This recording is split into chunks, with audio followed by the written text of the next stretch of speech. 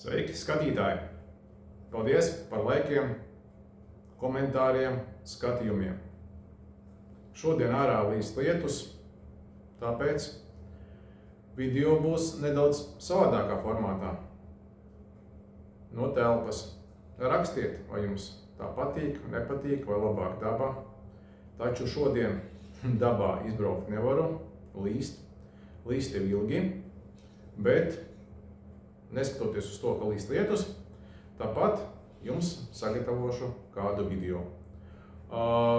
Komentāros rakstījāt, ka vēlaties informāciju par maniem iepriekšējiem motocikliem un arī par motocikliem un mototirgu Itālijā.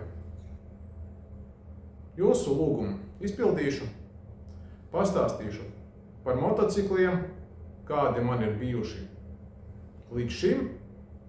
Esošo motociklu jūs jau redzējāt, kā arī nedaudz pastāstīšu par mototirgu Itālijā. Kā var nopirkt, ko var nopirkt, cik tas maksā.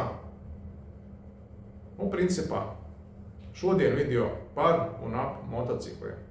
Taisiet teju, kafiju. Mans pirmais motocikls. Motocikls Pannonija.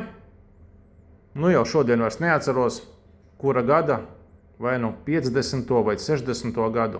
Varētu būt 60. gadu modelis. Manās rokās nenonāca ideālā kārtībā. Kā jau puišeļi viens otram pārdeva, tad man bija 16 gadi. Kaut kāds bišķiņu uzķūningots bija. Bet ar šo motociklu man bija pirmā pieredze. 16 gadu vecumā. Šis man otrais motocikls ir Suzuki GS X 750F. Motocikls bija mans pirmais nopietnais motocikls, jau apzinātā vecumā pēc 40 gadiem. Bija bēdīgā stāvoklī, mans pirmais nopietnais braucamrīks, taču es tāpat viņu mīlēju, loloju un remontēju, cik manos spēkos bija. Iepatikā Suzuki, tāpēc nopirku tādu pašu, tikai nākošo paudzi. Šis gan bija 650. Man ļoti patika. Forši mocīts. Taču braucot, arī gribās kaut ko pamainīt. Un no Suzuki es izdomāju, ka varētu mainīt arī uz citu marku. Suzuki forši, bet gribējās izmēģināt Hondu. Honda CBF 600S. Ar šo pabraucu, iepatikās tā vienkāršība. No šī motocikla laikam sākās mana mīlestība pret Hondas motocikliem. Neesmu brendu cilvēks. Suzuki man patika, bet laikam Honda man patīk vairāk. Un šeit mēs apskatīsim mazlietotu motociklu tirgu Itālijā. Proti Hondas centrs piedāvā mazlietotu motociklu komisiju. Var iegādāties caur Hondas centru mazlietotus motociklus, kas ir pārbaudīti Hondas centrā un ar Hondas centra garantiju.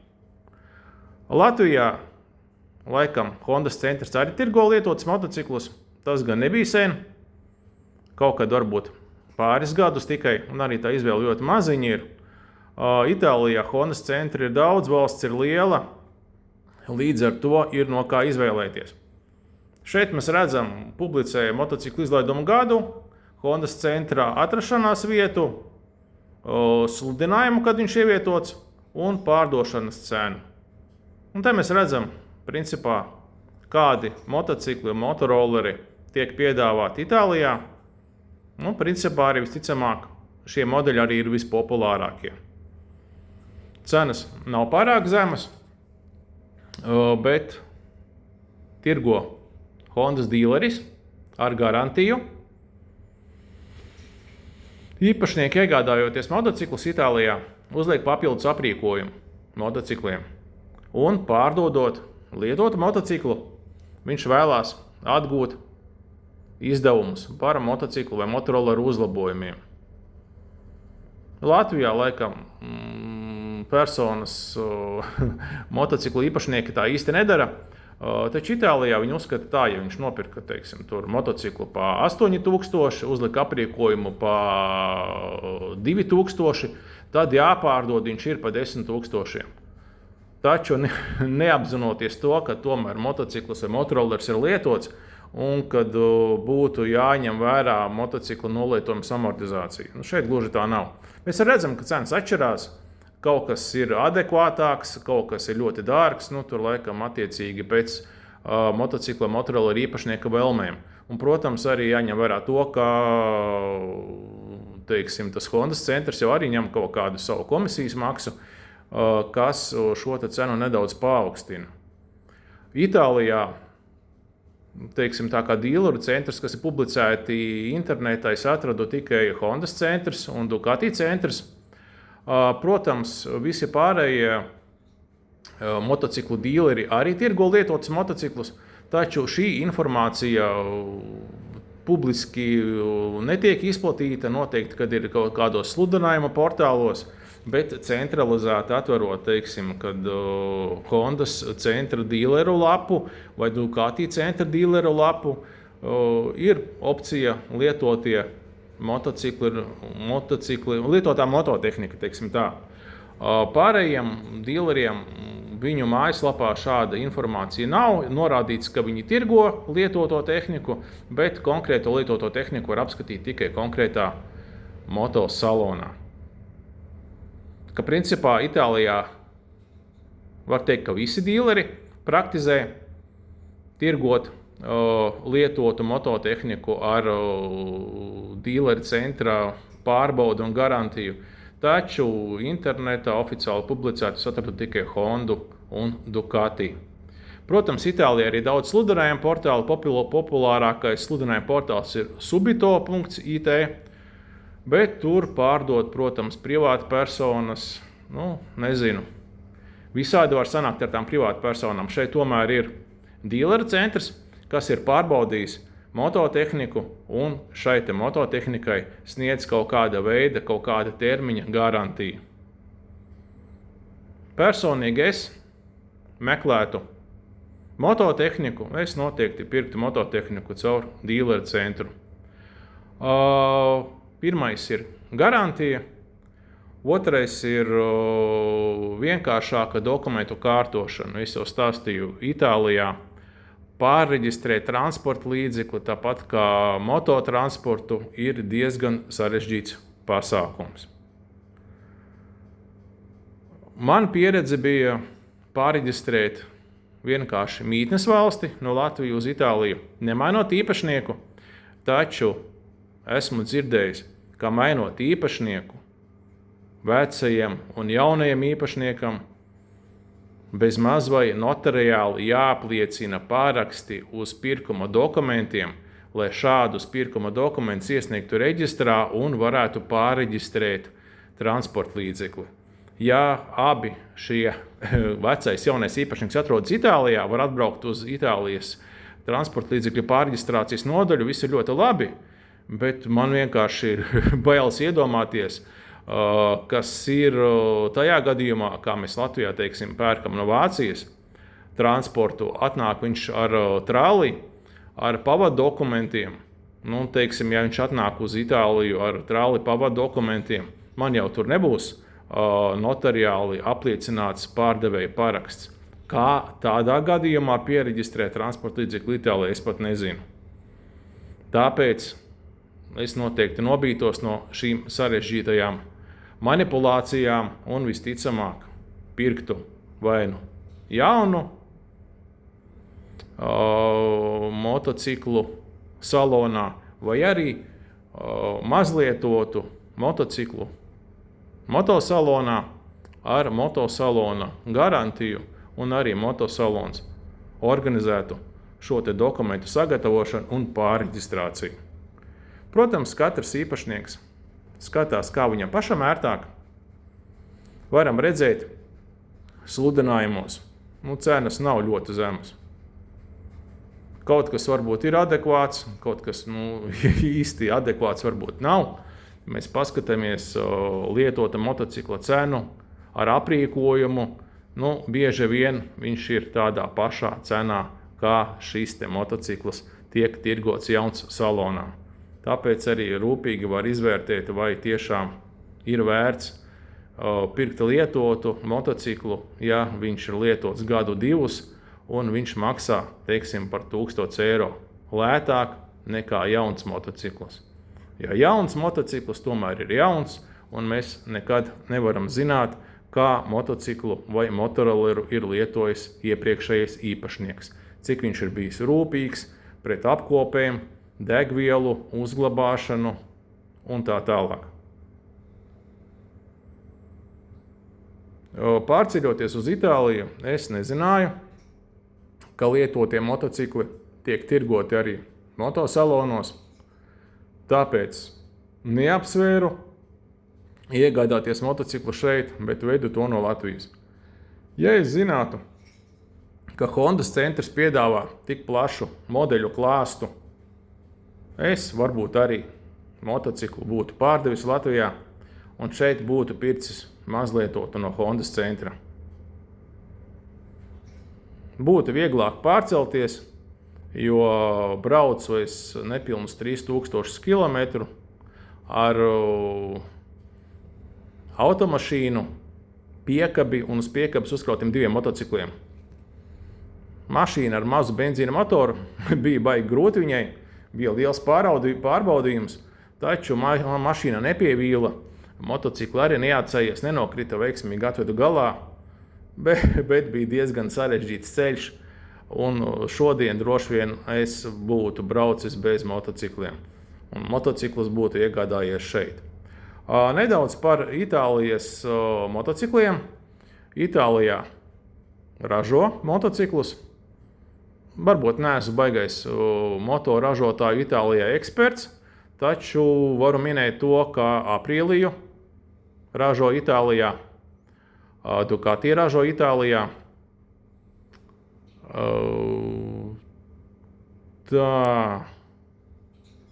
Moto Guzzi ražo Itālijā,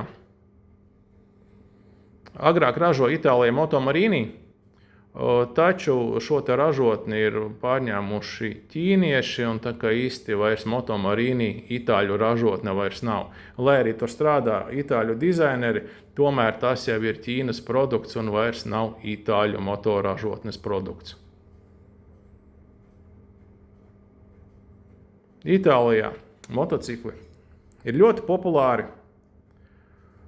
bet skaitās laikam pie luksus precēm, jo obligātā motociklu apdrošināšana ir precīzi uz pusi dārgāka nekā automašīnai.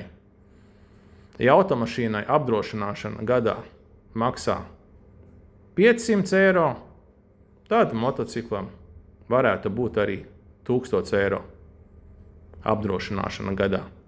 Bet Itālijā ir būtisks sadalījums pa reģioniem, kurā ņem vērā satiksmes negadījumu skaitu. Automašīnām tas ir atsevišķi, motocikliem tas ir atsevišķi. Tā kā principā arī būtisks moments ir reģions, kurā motocikls vai automašīna būs deklarēta. Ja šajā reģionā daudz motociklu negadījumu, tad motocikliem apdrošināšana būs dārgāka. Ja maz motociklu negadījumi, tad apdrošināšana būs lētāka. Un tieši tāpat ar automašīnām. Ja automašīna negadījuma skaits ir liels reģionā vai konkrētajā pilsētā, tad apdrošināšana būs dārga. Ja negadījuma skaits ir maz, tad apdrošināšana būs lētāka. Viss ir relatīvi. Un, protams, Itālijā ir ļoti daudz apdrošinātāju. Tāpat kā Latvijā ir salīdzināšanas platformas, kurā var ievadīt transporta līdzekļu datus un atrast lētāko, sev pieņemamāko variantu. Un, protams, arī var izvēlēties segumu apdrošināšanas polisē. Vai tas ir pats minimums, vai arī principā tā kā mini kasko un arī pat kasko. Īpašnieks var izvēlēties sev pieņemamāko variantu. Tātad motociklu Itālijā ir. Motociklu Itālijā ir daudz, un dienvidu reģionos ar motociklu var braukt visu kalendāro gadu. Šogad manā pusē laiks nelutina. Es jau teicu, ļoti bieži līst lietus, arī šodien līst lietus. Tāpēc motocikla izbrauciens man tuvākajās dienās izpaliek. Bet, kad būs saulīte, droši atkal darbināšu motociklu, sēdīšos dzelzs rumakam mugurā un noteikti aizbraukšu uz kādu skaistu vietu, uzfilmēt jums un parādīt skaistu dabu ar skaistiem skatiem.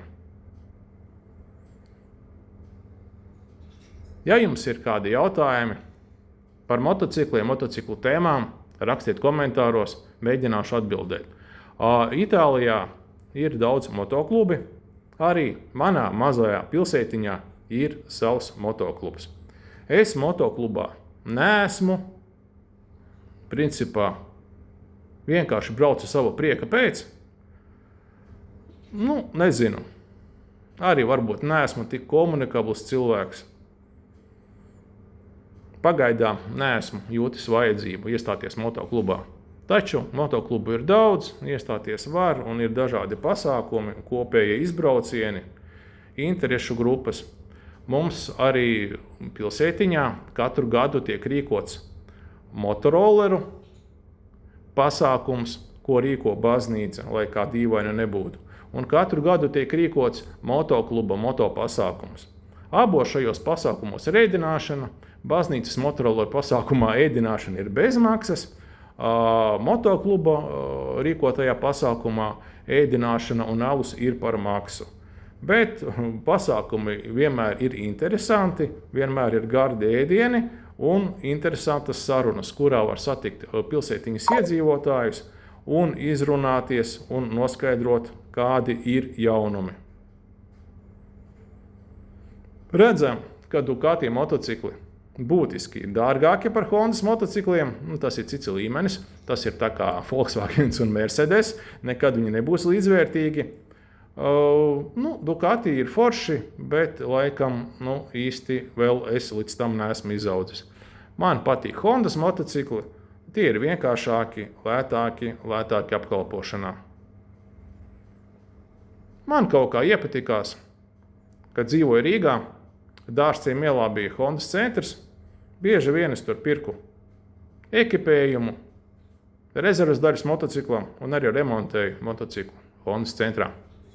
Bet tagad dzīvoju mazā pilsētiņā Kalnos un motociklu remontēju pats. Paldies, kolonēl Andri, par taviem video.